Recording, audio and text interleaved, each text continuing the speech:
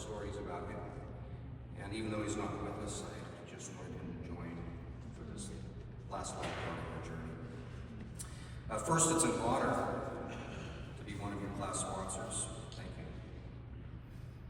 But can we make a difference together in 8 minutes? As Jimmy Buffett said, only time will tell.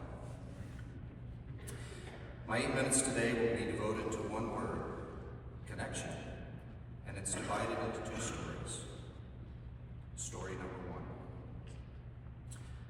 One of my favorite books is Nothing Like It in the World by Stephen E. Ambrose, and my study of it and other observations still leaves me in awe of the completion of the first transcontinental railroad, but for different reasons and in a different focus than that of the author.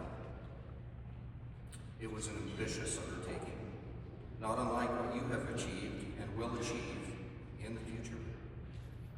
Does this quote sound like a university degree journey? The railroad took brains, muscle, and sweat in quantities and scope never before put to a single project.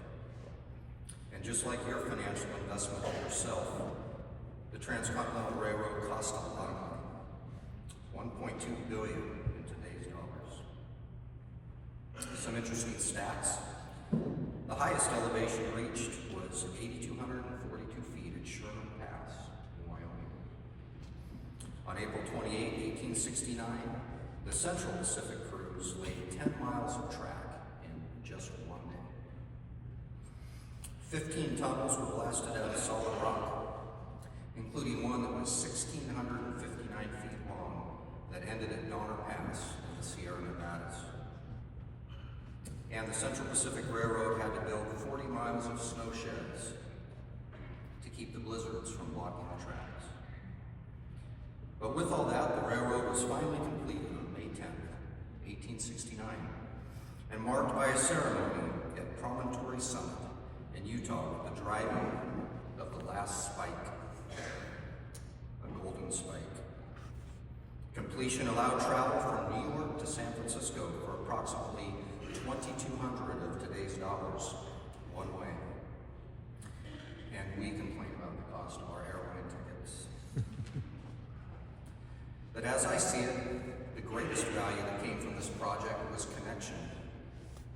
You see, before mail could be sent on a train between New York and San Francisco, it was mostly delivered by horseback, stagecoach, or if the waterway was available, by boat. Let me pause for a minute. I would like to develop an app with you. A connection app, to stay on theme. Let's agree to call it 198. Here's the product pitch. Our app is a text router. If you choose, all of your incoming and outgoing texts will be channeled through our new app, 198. The sole function of this app is to delay the receipt and transmission of every message by 198 days.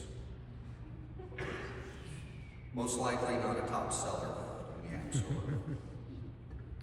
You see, in the 1800s, mail making the New York to San Francisco trip took 198 days to go around the Horn of Africa. That journey dropped to 51 days on a ship once the Panama Canal was built. But it was just 7 days on the new Transcontinental Railroad. In fact, only the arrival of the airplane made reading the New York Times on the same day it was printed possible on the West Coast. Connection in the form of letters, newspapers took time and was very expensive.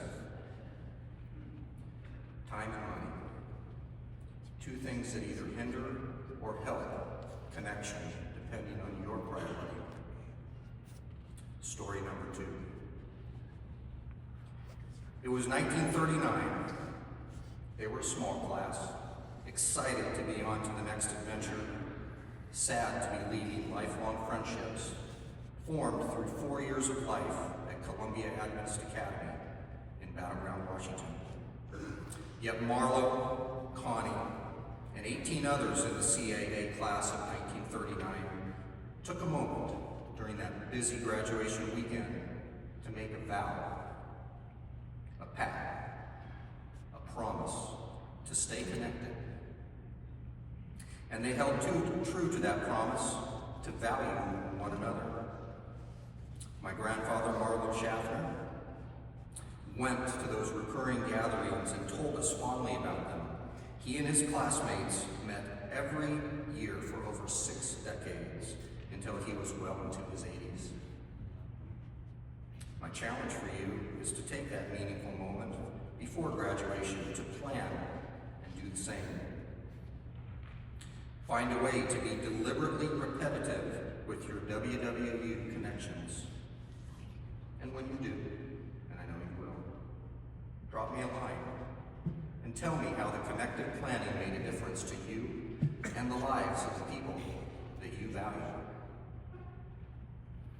In closing, the best laid plans or tracks do not always end up where we thought our dream would take us. Since they don't, allow me to offer you some advice. First, and most importantly, make a connection with Jesus.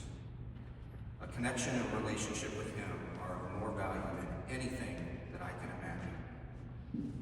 And second, meet me at the big banquet table in heaven.